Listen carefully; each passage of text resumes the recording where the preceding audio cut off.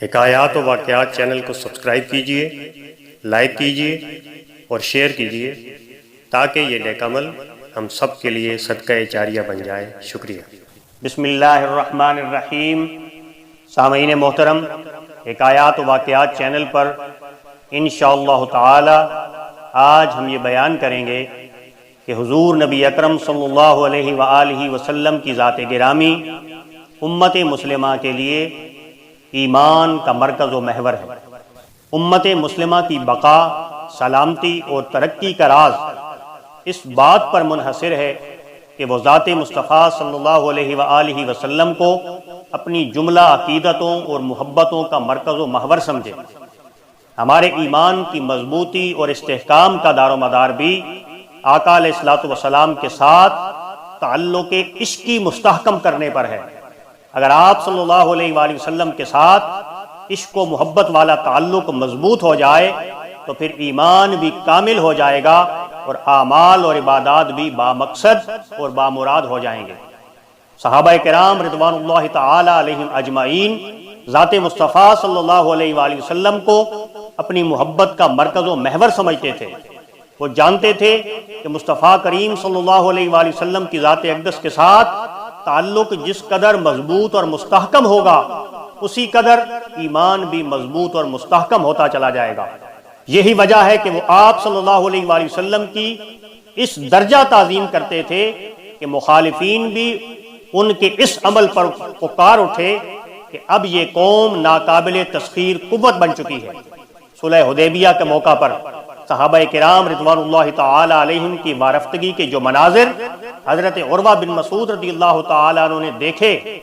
اگرچہ وہ اس وقت مسلمان نہیں ہوئے تھے، تو انہوں نے کفار مکہ سے برملا کہہ دیا کہ میں نے بڑے بڑے بادشاہوں کے دربار میں سلیقہ ادب اور احترام دیکھا ہے،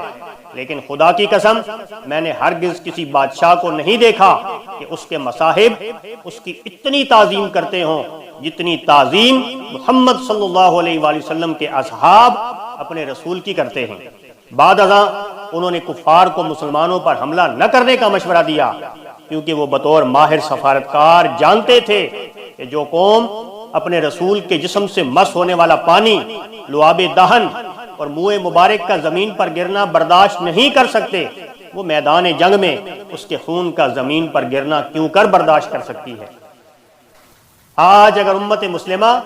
صحابہ کرام رضوان اللہ تعالی علیہم اجمعین کی سنت پر عمل کرتے ہوئے ذات مصطفیٰ صلی اللہ علیہ وآلہ وسلم کے ساتھ عشق و محبت اور ادب و تعظیم کا تعلق مضبوط تر کر لیں تو پھر یہ دوبارہ ایک ناقابل تسخیر قوت بن سکتی ہے جسے دنیا کی کوئی طاقت شکست نہیں دے سکتی۔ اگر آج ہم اس پیکر جمال کے ساتھ محبت اور احترام کا تعلق مضبوط اور مستحکم کر لیں تو اپنے آپ کو ناقابل تسخیر بنا سکتے ہیں، جبکہ اسلام دشمن طاقتوں کی خواہش ہے کہ امت مسلمہ کے سینوں سے ادب و تعظیم اور عشق و محبت رسول کو نکال دیا جائے تاکہ امت مسلمہ کو شکست خوردہ قوم بنایا جائے، جیسا کہ اس حقیقت کی طرف حضرت علامہ اقبال رحمۃ اللہ تعالی علیہ نے اپنے ان اشعار میں توجہ دلائی ہے۔ یہ فاقہ کش جو موت سے ڈرتا نہیں ذرا، روح محمد اس کے بدن سے نکال دو، فکر عرب کو دے کر فرنگی تخیلات، اسلام کو حجاز و یمن سے نکال دو۔ لہٰذا آج ضرورت اس امر کی ہے کہ امت مسلمہ اپنے اندر احوال عشق مصطفیٰ صلی اللہ علیہ وآلہ وسلم کو پھر سے زندہ کرے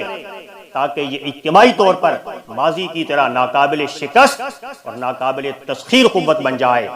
سامعین محترم، کائنات کا تمام تر حسن و جمال ابد الآباد تک آفتاب رسالت صلی اللہ علیہ وآلہ وسلم کے جلووں کی خیرات ہے۔ صحابہ کرام رضوان اللہ تعالی علیہم اجمعین دنیا کے خوش قسمت ترین انسان تھے کہ انہوں نے حالت ایمان میں آقائے محتشم صلی اللہ علیہ وآلہ وسلم کی زیارت کی سعادت حاصل کی۔ انہیں ان فضاؤں میں جو تاجدار کائنات صلی اللہ علیہ وآلہ وسلم کے انفاس پاک سے معطر تھیں سانس لینے کی سعادت نصیب ہوئی۔ صحابہ کرام رضوان اللہ تعالی علیہم اجمعین کو آقا علیہ الصلوۃ والسلام کی زیارت سے بڑھ کر کوئی چیز محبوب نہ تھی۔ دیدار مصطفیٰ صلی اللہ علیہ وآلہ وسلم انہیں دنیا و ما فیہا کی ہر نعمت سے بڑھ کر عزیز تھا۔ وہ ہر وقت محبوب کی ایک جھلک دیکھنے کے لیے ماہی بیاب کی طرح تڑپتے رہتے تھے۔ اس حسن بے مثال کی جدائی کا تصور بھی ان کے لیے سہانے روح بن جاتا،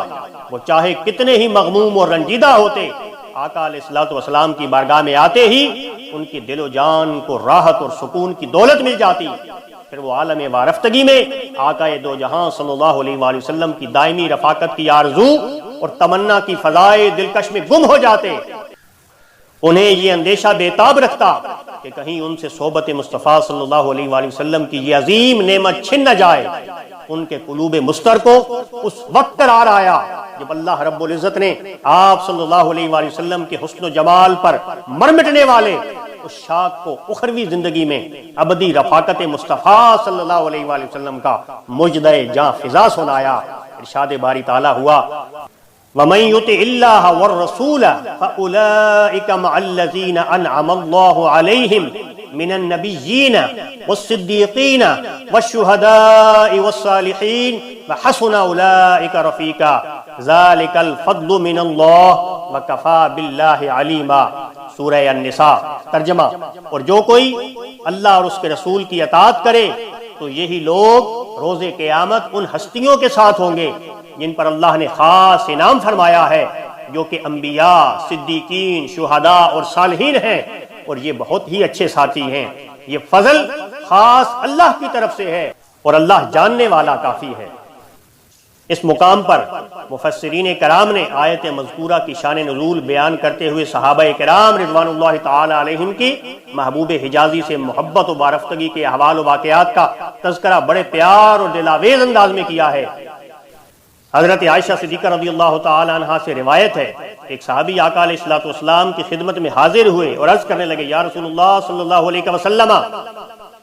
آپ مجھے میری جان اور میرے والدین سے بھی زیادہ محبوب ہیں۔ جب میں اپنے گھر میں ہوتا ہوں تو آپ ہی کو یاد کرتا رہتا ہوں، اور اس وقت تک چین نہیں آتا جب تک حاضر ہو کر آپ کی زیارت نہ کر لوں، لیکن جب مجھے اپنی موت اور آپ کے وصال مبارک کا خیال آتا ہے تو سوچتا ہوں کہ آپ تو جنت میں انبیاء کے ساتھ بلند ترین مقام پر جلوہ فروز ہوں گے، اور جب میں جنت میں داخل ہوں گا تو خدشہ ہے کہ کہیں آپ صلی اللہ علیہ وآلہ وسلم کی زیارت سے محروم نہ ہو جاؤں۔ آقا علیہ الصلوۃ والسلام نے اس صحابی کے جواب میں سکوت فرمایا۔ اسی اثناء میں حضرت جبرائیل علیہ الصلوۃ والسلام تشریف لائے اور یہ آیت نازل ہوئی وَمَن يُطِعِ اللَّهَ وَالرَّسُولَ فَأُولَٰئِكَ مَعَ الَّذِينَ أَنْعَمَ اللَّهُ عَلَيْهِم مِّنَ النَّبِيِّينَ وَالصِّدِّيقِينَ وَالشُّهَدَاءِ وَالصَّالِحِينَ وَحَسُنَ أُولَٰئِكَ رَفِيقًا ذَلِكَ الْفَضْلُ مِنَ اللَّهِ وَكَفَىٰ بِاللَّهِ عَلِيمًا۔ اور جو کوئی اللہ اور اس کے رسول کی اطاعت کرے تو یہی لوگ روز قیامت ان ہستیوں کے ساتھ ہوں گے جن پر اللہ نے انعام فرمایا۔ کتب احادیث و سیر میں اس قسم کے متعدد واقعات کا ذکر ہے جو انفرادی اور اجتماعی طور پر صحابہ کرام رضوان اللہ تعالی علیہم اجمعین کو پیش آئے۔ وہ اس امر کی غمازی کرتے ہیں کہ اسیران جمال مصطفیٰ صلی اللہ علیہ وآلہ وسلم آپ کے دیدار سے زندگی پاتے تھے اور انہیں محبوب کے ایک لمحے کی جدائی بھی گوارا نہ تھی۔ ان مشتاقان دید کے دل میں ہر لمحہ یہ تمنا دھڑکتی رہتی تھی کہ ان کے محبوب حضرت محمد مصطفیٰ صلی اللہ علیہ وآلہ وسلم کبھی بھی ان سے جدا نہ ہوں، اور وہ صبح و شام اس محبوب صلی اللہ علیہ وآلہ وسلم کی زیارت سے اپنے قلوب و اذہان کو راحت و سکون باہم پہنچاتے رہیں۔ ایسا کیوں نہ ہوتا کہ رب کائنات نے اپنے محبوب مصطفیٰ صلی اللہ علیہ وآلہ وسلم کو سیرت و صورت میں ایسا یکتا اور تنہا اور بے مثال بنایا تھا کہ کائنات رنگ و بو میں کوئی دوسرا اس کا ہمسر نہ تھا۔ حضرت پیر مہر علی شاہ رحمت اللہ تعالی علیہ نے یوں ہی نہیں کہہ دیا کہ کوئی مثل نہیں ڈھولن دی، چپ کر مہر علی اتجا نہیں بولن دی۔ صحابہ کرام رضوان اللہ تعالی علیہم اجمعین اول تا آخر محبوب خدا صلی اللہ علیہ وآلہ وسلم سے والہانہ محبت کرتے تھے، اور اسی محبت کا کرشمہ تھا کہ نہ انہیں اپنی جان کی پرواہ تھی، نہ مال اور اولاد کی پرواہ تھی، وہ دنیا کی ہر چیز سے بڑھ کر اپنے آقا و مولا حضرت محمد مصطفیٰ صلی اللہ علیہ وآلہ وسلم کو عزیز تر جانتے تھے۔ انہوں نے جس والہانہ عشق و محبت کا مظاہرہ کیا، انسانی تاریخ آج تک اس کی مثال پیش نہ کر سکی اور نہ قیامت تک پیش کر سکے گی۔ سامعین محترم، اللہ پاک کی بارگاہ میں ہم یہ دعا کرتے ہیں کہ باری تعالیٰ جس طرح آقا علیہ الصلوۃ والسلام کے صحابہ کرام آقا علیہ الصلوۃ والسلام کی ذات اقدس پر مر مٹے تھے، اور ان کے ایمان کا مرکز و محور آقا علیہ الصلوۃ والسلام کی ذات اقدس تھی۔ باری تعالیٰ ہم بھی تیری بارگاہ میں یہ دعا کرتے ہیں کہ ہمیں اپنے محبوب مصطفیٰ صلی اللہ علیہ وآلہ وسلم کا عشق اور محبت عطا فرما، اور اسی محبت میں جینے اور مرنے کی توفیق عطا فرما، اور کل قیامت کے دن حضور علیہ الصلوۃ والسلام کے نالین کا صدقہ آقا علیہ الصلوۃ والسلام کے دست اقدس سے حوض کوثر سے جام پینے کی توفیق عطا فرما، اور کل قیامت کے دن حضور کے لواء الحمد کا سایہ عطا فرما، اور قیامت کے دن حضور کی شفاعت کبریٰ ہمیں نصیب فرما۔ آمین یا رب العالمین۔ جزاکم اللہ خیرا کثیرا۔